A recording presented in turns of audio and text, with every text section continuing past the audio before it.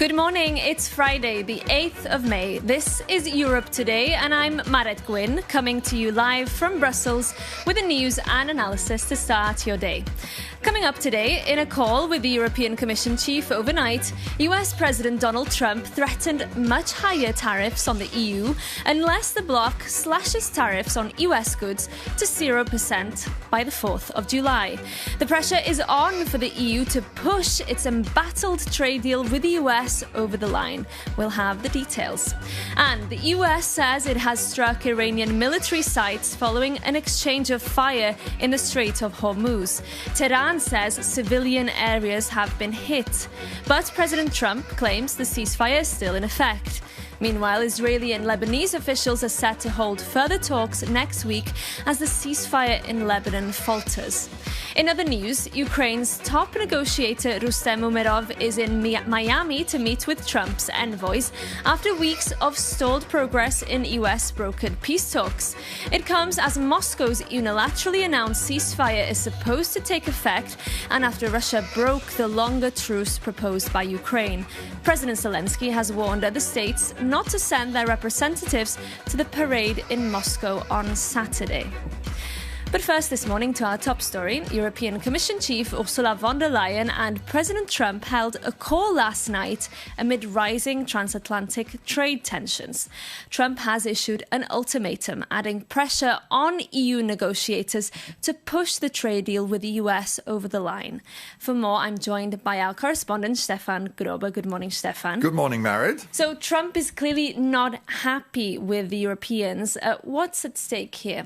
Yeah, he's losing patience on this one. It was somewhat in the air after we've heard similar statements from members of his administration in the days before.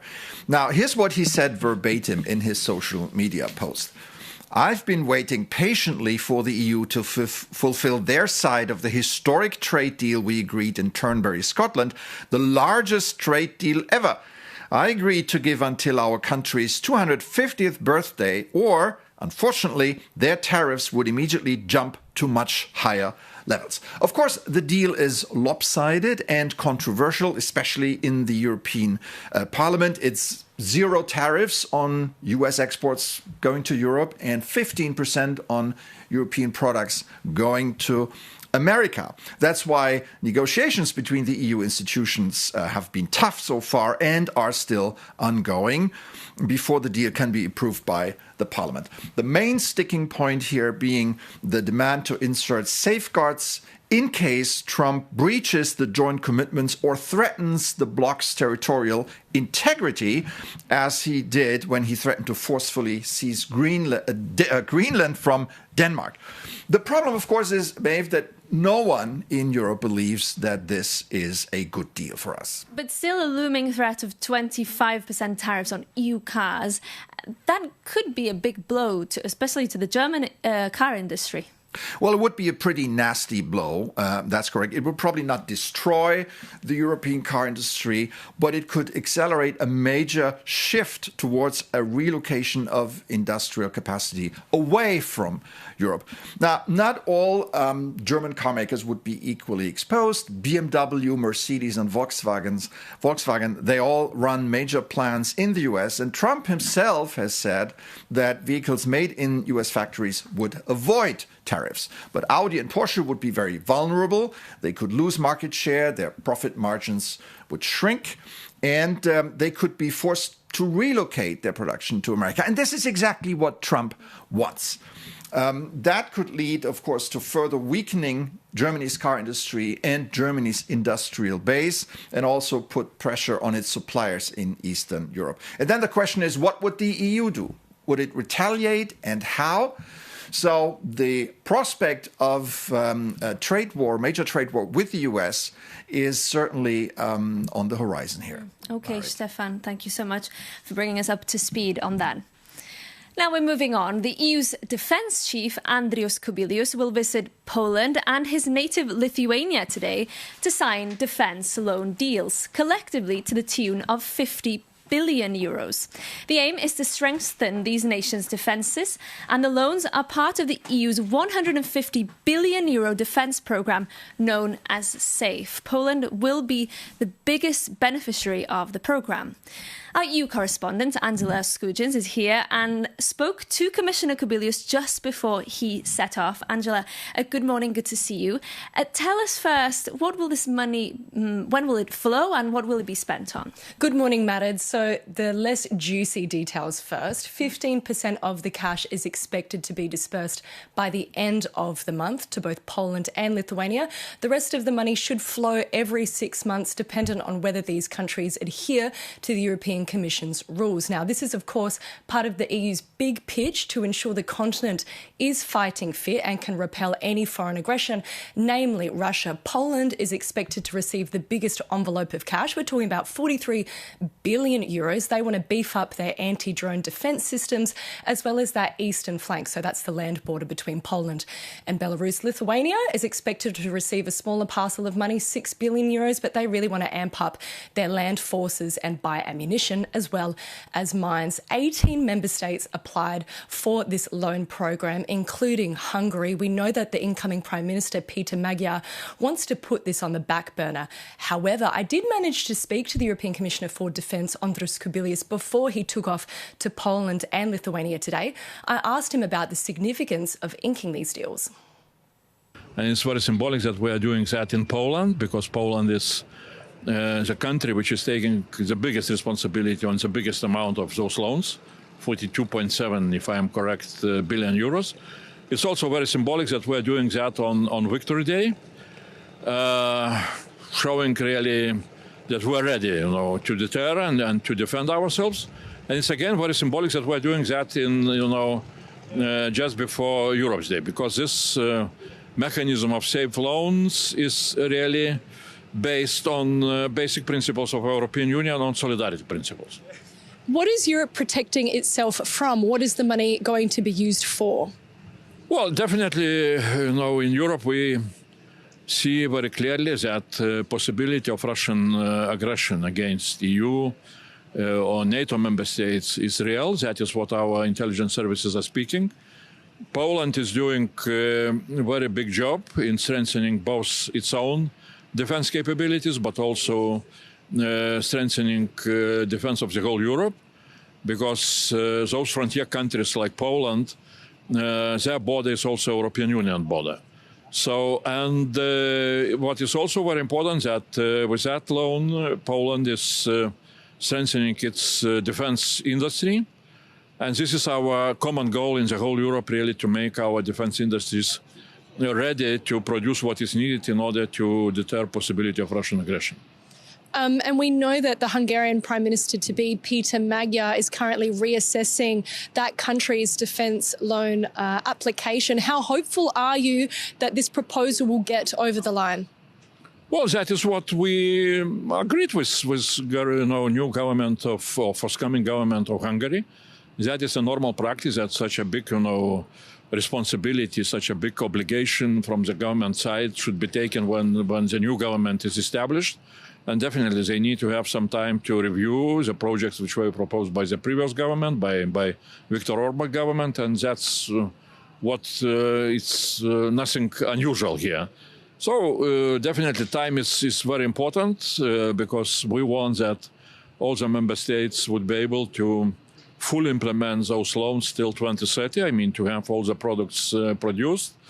We know that our industries are ramping up their production, but still, we see the issue, and some governments are worried about that industries are not fast enough, to increase their production. So things are, demand very, very rapid actions. I'm very, very happy that we managed to achieve such an outcome, agreements on all the package of the loans during less than a year time. So, and we hope that Hungary very soon also will join those who will use those loans for strengthening their defense. And last question, are you confident that Europe's defence industries will move fast enough to meet the demands of the EU member states when it comes to producing those weapons that they're ordering? Well, that is our permanent, topic for discussions with the industries. I was, going through so-called missile tours through all the different producers of missiles, and we started again symbolically from Poland. And everywhere we were speaking about what still is needed to be done in order for our industries to ramp up, to produce more fast, to shift maybe from what industries are calling themselves haute couture production, very expensive, very technological advanced, but very expensive and slow to be produced, to more of good enough production. And we need to see very clearly what is our strategic challenge. Still, Russia is outproducing us, and quite heavily. So that is what worries us. That was the EU's Defence Commissioner, Andrius Kubilius, speaking to our correspondent, Angela Skujins. We're moving to the Middle East next. Direct talks between Israel and Lebanon are set to resume next week, but Israel and Hezbollah continue to exchange fire, with at least 380 people killed since the fragile ceasefire took effect in April. This week, Israel also struck Lebanon's capital of Beirut for the first time since the start of that ceasefire. We're now joined live by Nadim Gemayel, a Lebanese parliamentarian for the Kataeb Party. Good morning, sir. Good to have you with us. Can I start by asking you, is it fair to say now that the ceasefire has completely collapsed? And what does that mean for these talks between Lebanon and Israel? So let's start by saying that there was no real ceasefire during this last 2 weeks, because effectively small butter and skirmish were continuing between Israel and Hezbollah in the south of Lebanon. And of course, what happened yesterday in Dahye was like a proof that this ceasefire is very, very, very shallow. Now, just to put things into perspective, we need to ensure that there is no, we are not in a war between Lebanon and Israel. The real problem is between Hezbollah and Israel, between Iran and the West, including the United States and Israel, and we are paying the price as Lebanese people. Indeed. I will ask you about Hezbollah in just a moment, but I want to ask you about the Israeli side first, because we know the situation in the south, demolitions, shellings continue. Is that acceptable? This is, of course, not acceptable, but this is at the same time, we need to find a final solution, and this final solution resides on the fact that we had in our south militias and military organization that are outside the state, that are outside the organization of the state, and who took Lebanon and the territory of Lebanon and the sovereignty of Lebanon as hostages and into a war that the Lebanese people didn't want. So today what we're asking is to have one army, one decision, and one authority that take all the decision on the ground. The major obstacle to that is, of course, Hezbollah. They are the warring party, as you said, not Lebanon. But how can the Lebanese authorities now fulfill its commitment to disarming Hezbollah when the group refuses to do so, and also when Hezbollah as a political movement still holds sway over parts of the population? This requires a lot of will. It requires a lot of courage, and it requires a decision from the head of the state in order to impose their authority and their presence. Today, the state is nearly unpresent. It declared we are a country with a flag, but without a state. And today, what we want effectively is that this state be present, be effective, and have the authority to take all the decisions. And we know that this will not happen overnight. This will happen on a long path, but we need to start it, and the state needs to approve, and the state needs to be existent. Okay. That's what we're asking today from the government of Lebanon. Okay, Nadim Gemayel, thank you so much for your time and for joining us on Europe Today this morning. Now, as Europe grapples with another energy crisis in the wake of the Iran war, major questions are being asked about the future direction of the European Union. Our correspondent, Stefan Grobe, sat down with the EU's climate chief, Wopke Hukstra, and asked him whether the EU could weather the storm. If I look at the huge number of problems that we have on our plate that are in many ways, global by nature. Climate change, geopolitics, the ramifications of AI, and so on. These are all things that ask for more collaboration, more cooperation, more unity, and more Europe.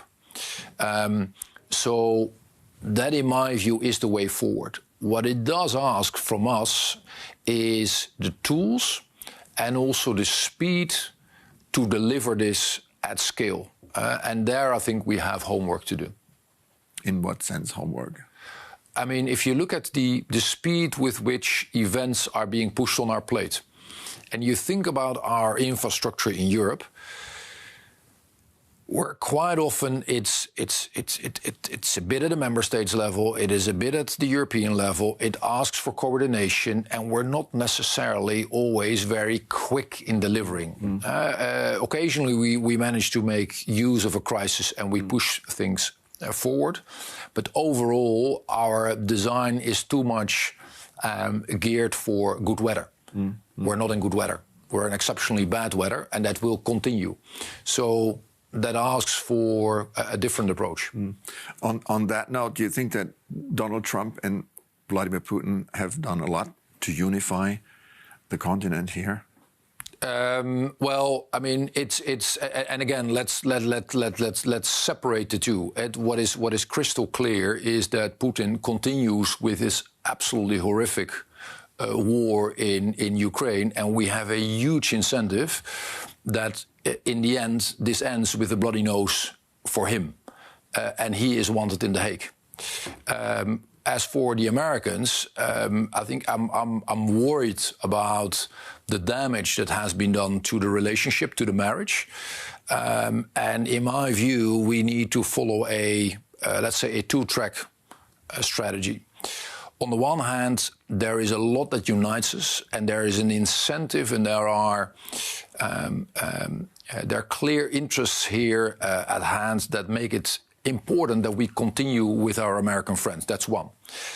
At the same time, it is true that the commitment displayed by the Americans themselves is not what it always was before. So we have no alternative than to grow up and do more of this stuff ourselves, to get much more savvy in the domain of geopolitics, and by the way, build broader partnerships with our partners ranging from Canada to Japan to a whole range of others. And you can catch the full interview with Commissioner Huksta at 11:30 Brussels time this morning on Euronews. Moving on now, this week, the Italian Prime Minister Giorgia Meloni shared an AI-fabricated image of herself in underwear that was spreading virally online, warning people against the dangers of deepfake nudes. The EU institutions in Brussels are also taking action to crack down on AI-generated sexualized images, as Jakub Janis explains. It's no secret that AI is everywhere. And this week, Italy was in an uproar over AI-generated nude photos of Prime Minister Giorgia Meloni. And in a bold move, she published the image herself on social media as a stark warning. If it can happen to a Prime Minister, it can happen to anyone. And this personal attack has fueled an urgent discussion in Brussels on how to stop nudification and protect citizens. So what's the plan? Yesterday, the EU reached a deal to ban nudification apps, so the very tools used to generate non-consensual sexually explicit photos and videos. And this is a vital step because while politicians can fight back, most victims lack the resources to defend themselves. And this ban is a part of a broader update to the AI Act, so the EU's rulebook for artificial intelligence, and was designed to simplify the original rules and make them more innovation-friendly for growing businesses. And usually EU law moves slowly, but Brussels has put this issue on a priority fast track. And the specific ban on nudification apps is expected to be fully enforceable across the Union by December this year. Alright, but what if you become a victim today? For now, you can use existing national privacy laws to insist that fake content is removed, especially after the GDPR rules. And since your image is your personal data, you have a legal right to erasure. A practical way to force platforms to hit the delete button immediately. And we know this all too well at Euronews. Our stories and journalists have been targeted by AI fakes, with voices manipulated and images stolen by coordinated disinformation campaigns, or even outlets like Russia Today. And we always report these cases, so if you happen to find a deepfake of yourself, you should not wait and report it too. Jakub Janis there. And that's it from us for today and for this week. Thank you so much for starting your day with Europe Today. Maeve McMahon will be back in this seat here on Monday. Remember to tune in then. And in the meantime, have a great weekend.